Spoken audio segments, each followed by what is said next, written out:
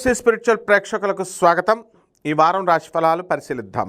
ఓం వసుదేవసుతం దేవం కంసచాణూరమర్ధనం దేవకీ పరమానందం కృష్ణం వందే జగద్గురుం. శ్రీ రాధాకృష్ణాభ్యాం నమః. కృష్ణం వందే జగద్గురుం, అర్జునం వందే జగదేక వీరం.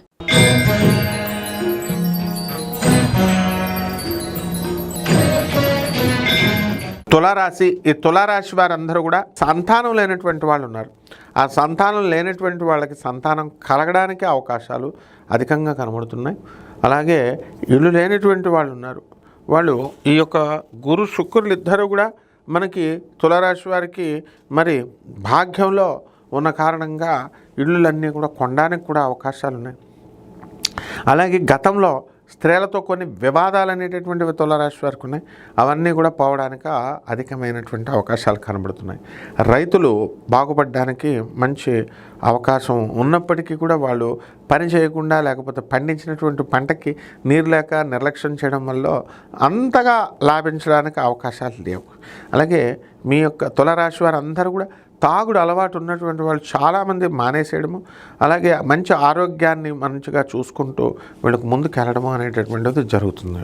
అయితే చెడ్డవాళ్ళతో స్నేహం అనేటటువంటిది మీరు మానివేయడం, తద్వారా గుడ్ హ్యాబిట్స్ అనేటటువంటివి మీకు రావడానికి అవకాశాలు అధికంగా కనబడుతున్నాయి. అదేవిధంగా ఈ యొక్క తులారాశి వారికి అందరికీ కూడా లాభంలో ఉన్నటువంటి కేతుగ్రహ కారణంగా మీరందరూ కూడా విదేశాలకు వెళ్ళడం అనేటటువంటివి జరుగుతాయి. ఎక్స్పోర్ట్స్ ఇంపోర్ట్స్ బిజినెస్లు మీరు బ్రహ్మాండంగా చేయగలుగుతారు. చేపల రొయ్యల బిజినెస్లు మీరు చేయడం అనేటటువంటివి జరుగుతాయి. అయితే కొత్త వ్యాపారాలు స్టార్ట్ చేయాలని పెట్టుబడుల కోసం తిరిగేటటువంటి వాళ్ళకందరికీ కూడా కొంచెం పనులు అవడానికి అవకాశాలు ఉన్నాయి. ప్రభుత్వం నుంచి రావాల్సినటువంటి బకాయిలు కానీ మరి టీఏలు అరియర్స్లు అన్నీ కూడా ప్రభుత్వ ఉద్యోగస్తులకి ఇవన్నీ కూడా రావడం జరుగుతాయి.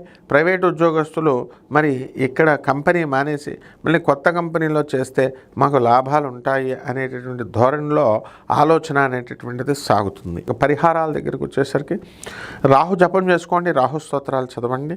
అలాగే ఈ యొక్క శుక్రుడికి జపం చేసుకోవాలి, శుక్ర స్తోత్రాలు చదవాలి.